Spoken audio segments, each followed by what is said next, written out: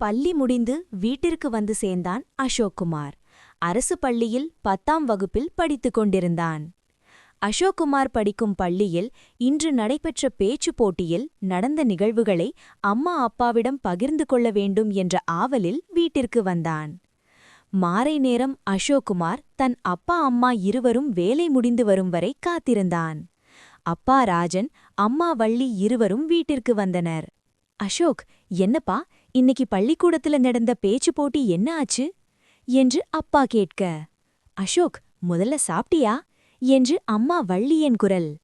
அம்மா, சாப்பிட்டேன், இந்தாங்க, நான் பேச்சுப் போட்டியில முதல் பரிசு வாங்கியிருக்கேன் என்று தன் பையில் வைத்திருந்த சான்றிதழ் மற்றும் சிறு கேடயம் இரண்டையும் அவர்களின் முன் நீட்டினான் அசோக்குமார். இரண்டையும் பெற்றுக்கொண்டு அசோக்குமாருக்கு அம்மா அப்பா இருவரும் முத்தமழை பொழிந்தனர்.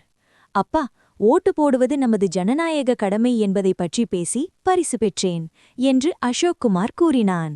இருவரும் அசோக்குமாரை பாராட்டி மகிழ்ந்தனர். அம்மா, அப்பா, நீங்க 2 பேரும் அடுத்த மாசம் நடக்கப் போற தேர்தல்ல யாருக்கு ஓட்டு போட போறீங்க என்று கேட்டான் அசோக்குமார். ஓட்டு போடுறது யாருக்குன்னு வெளியில சொல்லக்கூடாது தம்பி என்று அப்பா ராஜன் கூறினார். அது வெளியாளுக கிட்டதான் கூறக்கூடாது, ஆனா வீட்ல இருக்கிற என்கிட்ட சொல்லலாம் என்று அப்பாவை மடக்க பார்த்தான் அசோக்குமார்.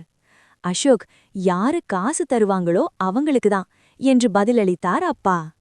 என்னப்பா இப்படி சொல்றீங்க, யாரு நல்லது செய்வாங்கன்னு பார்த்து போட மாட்டீங்களா என்று அசோக்குமார் கேட்டான். நல்லது செய்வோம்னு தான் எல்லாரும் முதல்ல சொல்வாங்க, அப்புறமா அவங்க வேலையதான் பார்ப்பாங்க. ஓட்டு போட்ட நம்மள அவங்க கவனிக்க மாட்டாங்க என்று அப்பாவின் பதில். சரி, நல்லது பண்ணலன்னு தெரிஞ்சா அடுத்து அவங்களுக்கு ஓட்டு போடாதீங்க, ஏன் அவங்களுக்கு மீண்டும் ஓட்டு போடுறீங்க என்று மகன் அசோக்குமார் கேள்வி கேட்டான். அதாவது அசோக், அப்பா அம்மா இருவரின் சம்பளம்தான் குடும்பத்தை நடத்த உதவுது.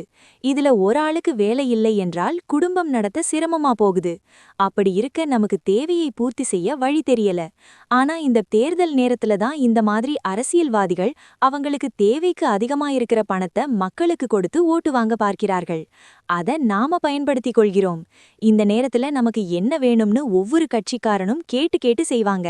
அதை ஏன் விட வேண்டும் என்று அப்பா ராஜன் தன் பதிலை கூறினார். அப்பா, அந்த ஒரு சின்ன ஆசைக்கு ஆசைப்பட்டு ஓட்ட விக்காதீங்கப்பா. உங்க ஒரு ஓட்டுக்கு அவங்க தர்ற பரிசு ரொம்ப ரொம்ப கம்மி.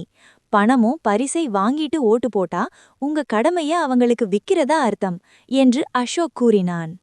அடப்போட அசோக், இன்றைய செலவுக்கு பணம் கிடைச்சா போதும்னு வாழ்றவங்க நிறைய பேர் இருக்கிறாங்க. அப்படிப்பட்ட வாழ்க்கைதான் நமக்கு இருக்கு என்று அப்பா ராஜன் கூறினார். அப்படின்னா நான் உங்க வழிக்கு வரேன். நம்ம தொகுதிக்கு 4 கட்சிக்காரங்க நிக்கறாங்க. 4 கட்சிக்காரங்க கிட்டையும் பேரம் பேசுங்க. யாரு அதிகமா பணம் பரிசு தாராங்களோ அவங்களுக்கு எங்க ஓட்டு விற்கப்படும்னு சொல்லுங்க. கொடுக்கறத வாங்கி வச்சுக்கோங்க. நமக்கு நல்ல லாபம் தானே. எந்த கட்சி எவ்வளவு கொடுத்தாங்கன்னு மத்த கட்சிக்காரங்கிட்ட சொல்லி பேரம் பேசியே கேட்போம். ஓட்டு வேணும்னா கொடுப்பாங்களே என்று புதுவிதமான யோசனையை அசோக் கூடினான். அப்பா ராஜன் யோசிக்க துவங்கினார். அசோக் தன்னை நக்கலடித்து பேசுகிறானோ இல்லை உண்மையாக ஓட்டை விற்க சொல்லி பேசுறானோ என்று யோசனை. நாளைக்கு காலையில வீட்டு வாசலில் ஒரு போர்டு வச்சிருவோம், எங்கள் ஓட்டு விற்பனைக்கு என்று வச்சிட்டா அந்த 4 கட்சிக்காரங்க கண்டிப்பா பார்ப்பாங்க. நமது தேவையை பூர்த்தி செய்து கொள்ளலாம் என்று கூறினான் அசோக். அப்பா, நம்ம ஜனநாயக கடமை ஓட்டு போடுறது. அது நம்ம விருப்பத்தின் பெயரில்தான் இருக்கணுமே தவிர அதை யாருக்கும் காசுக்கு விற்க கூடாது. நாம தான் திருந்தனுமே தவிர அவங்க கொடுக்கறத காரணம் காட்டி நாம வாங்கக்கூடாது என்று அசோக் கூற, அப்பா ராஜன், அசோக், நீ சொல்றது சரிதான். முதல்ல நான் என் மனச மாத்தி என் ஓட்ட விற்க மாட்டேன் என்று நாம் வணங்கும் தாய் மதுரை மீனாட்சி ஐயன் சொக்கநாதர் அவர்கள் மீது சத்தியமாக உறுதி கொடுக்கிறேன். என் ஓட்டை விற்க மாட்டேன். என் வாக்கு என் உரிமை என்று கூறி மகனின் பேச்சுக்கு நன்றி கூறினார் ராஜன். வாக்களிப்பது ஜனநாயக கடமை. அதனை எந்த காரணம் கொண்டும் விற்கக்கூடாது. பணம் கொடுப்பதை நிறுத்த சொல்லுங்க, நாங்க வாங்குறத நிறுத்துவோம் என்று நாம் கூறுவதை விட்டு நம்மிலிருந்து மாற்றத்தை கொண்டு வாருங்கள். நம் மனமாற்றம்தான் முதலில் இருக்க வேண்டும். அடுத்தவர்களை குறை கூறி பலனேதும் இல்லை. வாக்களிப்போம், நம் ஜனநாயக கடமையை தவறாமல் செய்வோம். உண்மையாக, நேர்மையாக. நமது வாக்கு விற்பனைக்கு அல்ல.